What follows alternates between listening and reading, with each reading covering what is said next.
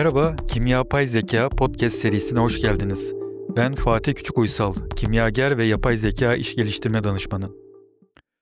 Serinin bu bölümünde parfümün en esrarengiz konularından birine odaklanıyoruz. Koku fizyolojisi ve psikososyolojisi. Bu serüvende yeni çağın kimyasını çözmek için yapay zeka asistanlarım İyon ve Mol her zamanki gibi bize eşlik edecek. Kokunun bir molekülden öte bizi anında çocukluğumuza götürebilen, duygularımızı tetikleyen ve hatta satın alma kararlarımızı bilinçaltımızdan yöneten bir güç olduğunu biliyor muydunuz? Görme ve işitmenin aksine koku sinyalleri beynimizin duygu ve hafıza merkezi olan limbik sisteme direkt ulaşır. Bu yüzden parfüm sadece hoş kokmak değil, aynı zamanda kişisel bir enerji imzası, görünmeyen bir kartvizit haline gelir. Bu bölümde kokunun biyolojik, psikolojik ve sosyolojik gücünü yapay zeka ve duygu mühendisliği ekseninde ele alıyoruz. Zira artık yapay zeka, duygusal durum analizine göre kişiye özel koku profilleri oluşturarak geleceğin parfümeri ve duygusal pazarlama dünyasına yön veriyorlar. Ben şimdi sözü kokunun nörobiyolojik ve psikososyal örüntülerini en iyi şekilde analiz eden asistanlarım İyon ve Mol'e bırakıyorum. Keyifli ve ufuk açıcı dinlemeler. Merhaba ve bizimle bu keşfe çıktığınız için teşekkürler. Bugün sizin için radarımıza takılan çok katmanlı bir konuyu ele alıyoruz. Koku ve tabii ki onun en rafine hali parfüm. Evet, merhaba. Gerçekten de çok katmanlı. Elimizdeki kaynaklar özellikle de kimyager ve yapay zeka iş danışmanı Fatih Küçükuysal'la yapılan bir sohbetten damıttığımız bilgiler var. Bunlar gösteriyor ki koku sadece burunla ilgili bir mesele değil, çok daha derin. Kesinlikle. Biyoloji, psikoloji, kültür, hatta teknolojiyle bile iç içe geçmiş bir alan.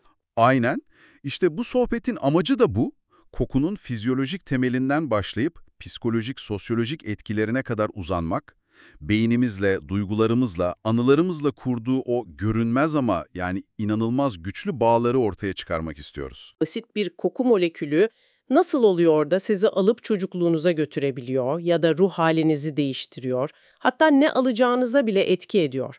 Bunları anlamaya çalışacağız. O zaman en temelden başlayalım mı? Burnumuza bir koku geldiğinde, içeride, yani beyinde tam olarak ne oluyor? Nasıl işliyor bu sistem? Havada uçuşan o kokulu moleküller var ya, onlar burnumuzun içindeki nemli yüzeye, yani mukusaya yapışıyor ilk olarak. Tamam. Orada da koku alma hücrelerimizin üzerinde onlara özel alıcılar, yani reseptörler var. Anahtar kilit gibi düşünün, molekül reseptöre bağlanıyor. İşte bu birleşme bir elektrik sinyali üretiyor.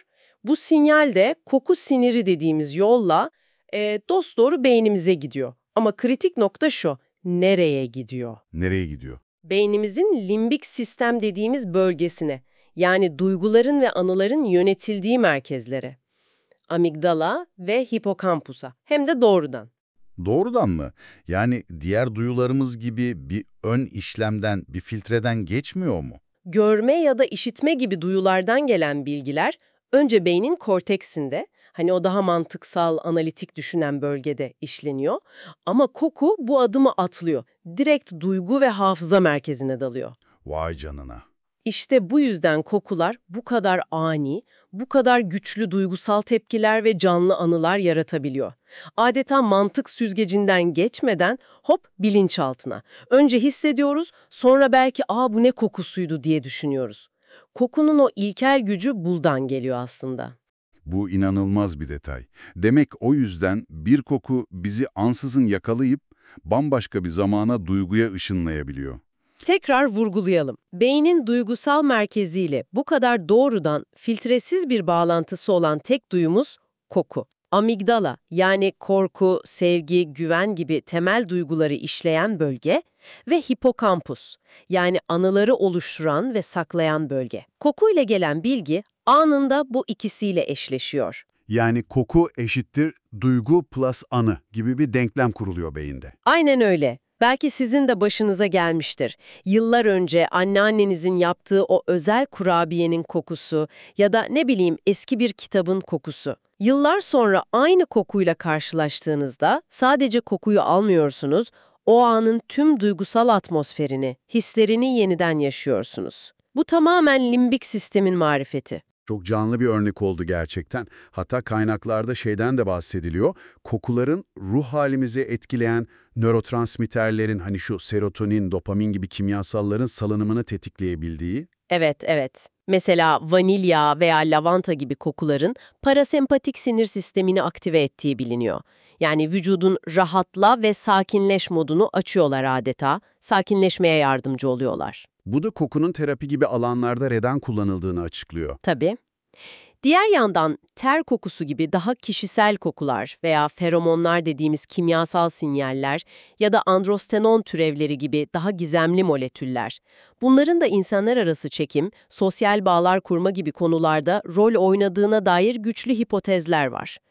Bu alan hala tam aydınlatılmış değil ama kokunun biyokimyasal düzeyde bile ilişkilerimizi şekillendirdiği açık. Peki, bu biyolojik ve psikolojik temeller tamam ama işin bir de sosyal ve kültürel boyutu var. Koku sadece bireysel anılarımız ve duygularımızla mı ilgili yoksa toplumsal bir anlamı da var mı? Hem de nasıl. Koku aynı zamanda çok güçlü bir sosyal ve kültürel imza taşıyor. Özellikle modern dünyada kullandığımız parfümler, adeta kim olduğumuzu, nasıl algılanmak istediğimizi anlatan görünmez bir kartvizit gibi. Görünmez kartvizit. Güzel tabirmiş. Değil mi? Seçtiğimiz koku kişisel alanımızı tanımlayan bir enerjiye dönüşüyor ve zihnimizde kendimize dair bir aura, bir imaj yaratmamıza yardımcı oluyor. Psikolojik olarak bu durum özgüvenimizi de etkiliyor tabii. Belli bir kokuyla kendimizi ifade ettiğimizde daha güçlü, daha çekici, daha profesyonel hissedebiliyoruz. Yani koku kimliğimizin bir uzantısı haline geliyor adeta. Peki kültürden kültüre bu durum nasıl değişiyor? Mesela bir koku her yerde aynı mı algılanıyor? Koku hafızası var diyebiliriz. Fatih Küçükuysal'ın sohbetinde de değinilen bilgilere göre mesela, Orta Doğu kültürlerinde misk, amber, ud gibi daha yoğun, sıcak, baharatlı kokular genellikle zenginlik, maneviyat, hatta bazen statüyle ilişkilendiriliyor. Daha ağır, daha kalıcı kokular yani. Evet, Avrupa'ya baktığımızdaysa gül, lavanta, bergamot gibi daha çiçeksi, daha taze, sabunsu kokular ön plana çıkıyor. Bunlar da genelde temizlik, zarafet, romantizm gibi kavramlarla bağdaştırılıyor. Asya kültürlerinde ise sandal ağacı, yasemin, yeşil çay gibi daha dingin, meditatif kokular, ruhsal denge, sakinlik gibi temalarla ilişkilendiriliyor. Yani aynı koku molekülü farklı kültürel lenslerden geçince bambaşka anlamlar kazanabiliyor. Aynen öyle. Ve biz çoğu zaman bu kültürel kodlamanın farkında bile olmuyoruz. Bilinçaltımıza işliyor ve tercihlerimizi, hatta insanlara dair ilk izlenimlerimizi bile farkında olmadan yönlendiriyor. Çok ilginç. Hatta sosyal ilişkilerde kokusal uyum diye bir kavramdan bahsediliyor kaynaklarda. Şey vardı, genetik olarak birbirine çok benzeyen insanların genelde birbirlerinin kokusundan hoşlanmadığı. Bu doğru mu? Evet, bu MHC, Major Histocompatibility Complex genleriyle ilgili ilginç bir teori var. Bağışıklık sistemlerimizle ilgili genler bunlar. Teoriye göre bizden farklı MHC genlerine sahip insanların kokusu bize daha çekici geliyor. Neden peki? Evrimsel bir sebebi mi var? Muhtemelen. Evet, farklı bağışıklık sistemlerine sahip bireylerin eşleşmesi, doğacak yavruların daha geniş bir yelpazede hastalıklara karşı dirençli olmasını, yani daha güçlü bir bağışıklık sistemine sahip olma potansiyelini arttırabilir. Yani koku farkında olmadan genetik çeşitliliği korumamıza yardımcı oluyor olabilir. Vay canına. Biyoloji gerçekten her yerde. Tabii parfüm endüstrisi de boş durmuyor. Bu tür biyokimyasal psikolojik verileri kullanarak çekicilik algımızı etkilemeye, yönlendirmeye çalışıyor. Bu da bir gerçek. İşte tam da bu noktada işin ticari boyutu, yani kokunun bir ikna aracı olarak kullanılması devreye giriyor sanırım. Pazarlama dünyası. Kesinlikle. Duyusal pazarlama, sensory marketing dediğimiz alanın en güçlü ama belki de en sinsi silahı koku. Neden? Çünkü tekrar hatırlayalım, koku beynin duygu ve hafıza merkezine doğrudan gidiyor, mantığı bypass ediyor. Yani önce hissettiriyor, sonra düşündürüyor. Aynen. Bu da demek oluyor ki kararlarımızı daha hızlı ve bilinçaltı düzeyde etkileme potansiyeli çok yüksek. Markalar da bunu sonuna kadar kullanıyor tabii. Marka bilinirliğini arttırmak, mağazada geçirilen süreyi uzatmak, ürüne veya mekana dair algıyı iyileştirmek, müşteri sadakati yaratmak için koku müthiş bir araç. Mesela temizlik algısı yaratmak için mağazalarda veya otellerde limon gibi ferah kokular kullanılıyormuş. Evet, ya da müşteriyi rahatlatıp daha uzun kalmasını sağlamak için vanilya gibi daha sıcak, tatlı, ev hissi veren kokular, lüks mağazalarda ise sandal ağacı, deri gibi daha derin odunsu kokularla prestij algısı yaratılıp müşterinin fiyata karşı toleransı artırılabiliyor. Yani kokuyla algıyı yönetiyorlar resmen. Tam olarak öyle. Hatta bazı markalar o kadar başarılı ki bu konuda, kokuları adeta onların görünmez logosu haline gelmiş. İmza koku, signature scent diyoruz buna. Evet, bazı otel zincirlerinin veya mağazaların kendine has kokuları oluyor. Girer girmez anlıyorsunuz nerede olduğunuzu. Evet, mekan tasarımında da kokular çok stratejik kullanılıyor. Bekleme salonlarında sakinleştirici lavanta, alışveriş alanlarında iştah açıcı veya keyif veren vanilya, spor salonu gibi enerji gerektiren yerlerde canlandırıcı nane veya turunçgil kokuları gibi. Hepsinin bir amacı var. Rakamlar da bu etkiyi doğruluyor sanırım. Bir araştırmada hoş kokulu bir ortamda sunulan ürünlerin algılanan kalitesinin %20 arttığı görülmüş. Bu ciddi bir oran. Başka bir çalışmada kokulandırılmış mağazalarda müşterilerin ortalama 15-30 dakika daha fazla vakit geçirdiği tespit edilmiş. Daha fazla vakit, potansiyel olarak daha fazla alışveriş demek. Hatta hafif bir vanilya kokusu kullanılan bir kitapçıda satışların %30 arttığına dair bir örnek bile vardı. İnanılmaz gerçekten. Gerçekten öyle. Tabii hedef kitleye göre koku seçimi de değişiyor. Gençlere yönelik markalar daha tatlı, meyvemsi kokuları tercih ederken, kadınlara hitap edenler çiçeksi veya oryantal notalara yönelebiliyor. Erkekler için genellikle odunsu, baharatlı veya ferah kokular ön planda. Lüks segmentte ise iş daha da karmaşıklaşıyor. Misk, ud, amber gibi daha derin, daha sofistike notalarla özel bir algı yaratılmaya çalışılıyor. Peki, bu kadar güçlü bir araç olan kokuyu, yani parfümü, kendimiz için veya belki bir iş yeri, bir mekan için seçerken nelere dikkat etmeliyiz?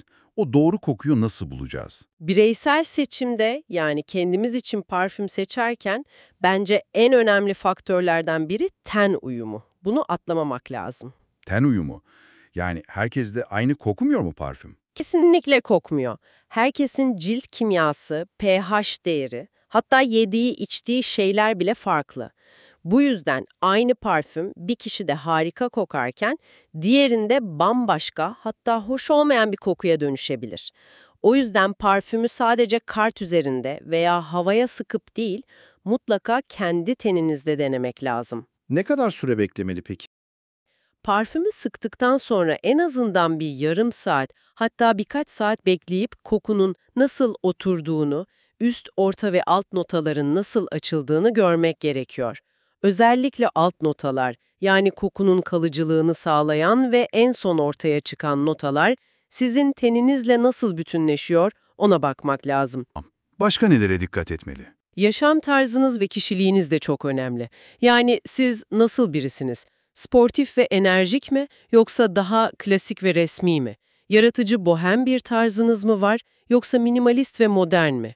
Seçtiğiniz kokunun bu genel tarzınızla, giyiminizle, duruşunuzla uyumlu olması daha bütünlüklü bir imaj çizer. Evet, mantıklı.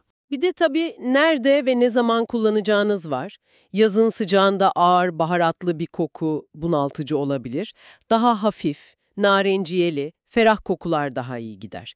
Kışın ise tam tersi, daha sıcak, odunsu, Belki biraz tatlı kokular daha hoş olabilir. Gündüz iş yerine giderken daha sakin, kimseyi rahatsız etmeyecek hafif bir koku seçmek gerekirken, akşam özel bir yere giderken daha kalıcı, daha iddialı bir parfüm tercih edilebilir. Eau de Toilette, EDT, daha hafif, alkol oranı daha yüksek, kalıcılığı daha azdır, genellikle gündüz için uygundur. Eau de Parfüm, EDP, daha konsantre, esans oranı daha yüksek ve daha kalıcıdır. Extra de Parfüm ise en yoğun, en kalıcı ve tabii en pahalı formudur. Ya kurumsal bir koku seçimi yapılacaksa, yani bir mağaza, otel, ofis için, orada kriterler ne? Kurumsal seçimde iş biraz daha farklı. Orada öncelik marka kimliği ve müşteriye verilmek istenen mesaj. Marka neyi temsil ediyor? Lüks mü, samimiyet mi, doğallık mı, teknoloji mi? Koku bu kimliği desteklemeli, onunla çelişmemeli. Kimi hedefliyorsunuz? Gençleri mi, iş insanlarını mı, ailelerini mi? Mekanın fonksiyonu ne? Bir spa merkezinin kokusuyla bir banka şubesinin kokusu aynı olamaz. Uygulama yöntemi de, difüzör mü, merkezi sistem mi vesaire dikkatle seçilmeli. Saklama koşulları ne durumda? Nerede saklamalıyız? Parfümlerin en büyük düşmanları ısı, ışık ve nem. Doğrudan güneş ışığı almayan, serin ama buzdolabı kadar da soğuk değil ve kuru bir yerde saklamak. Gerçekten de koku, yani başta düşündüğümüzden çok daha derin bir konuymuş. Basit bir duyusal algının fersah fersah ötesinde. Biyolojimizi, psikolojimizi, sosyal hayatımızı, hatta ekonomik kararlarımızı bile şekillendiren karmaşık ve inanılmaz derecede etkili bir dünya. Koku adeta moleküllerden oluşan, zihinsel ve ruhsal yankılar taşıyan görünmez bir dil gibi. Ve bu alan durmuyor, sürekli gelişiyor. Gelecekte bizi neler bekliyor acaba? Gelecek daha da ilginç görünüyor açıkçası. Fatih Küçükuysal'ı sohbetinde de değinildiği gibi.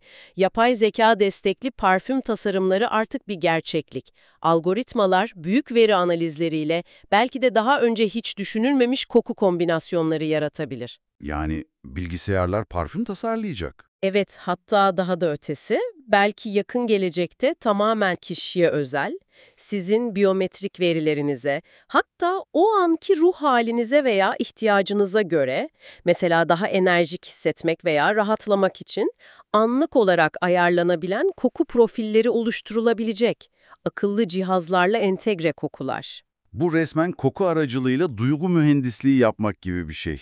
Aynen öyle. Kapıları aralanıyor diyebiliriz. Teknoloji, en ilkel ve en doğrudan duyumuz olan kokuyla ilişkimizi daha ne kadar ileri taşıyabilir, nasıl şekillendirebilir? İşte bu, üzerine epey kafa yormaya değer bir soru. Bu derinlemesine yolculukta bize katıldığınız için çok teşekkürler sevgili dinleyiciler. Eğer koku, parfüm, insan davranışları arasındaki bu tür ilginç bağlantılar ve tabii teknolojiyle kesişim noktaları ilginizi çekiyorsa, bu ve benzeri konuları daha fazla keşfetmek için bizi takip etmeyi unutmayın.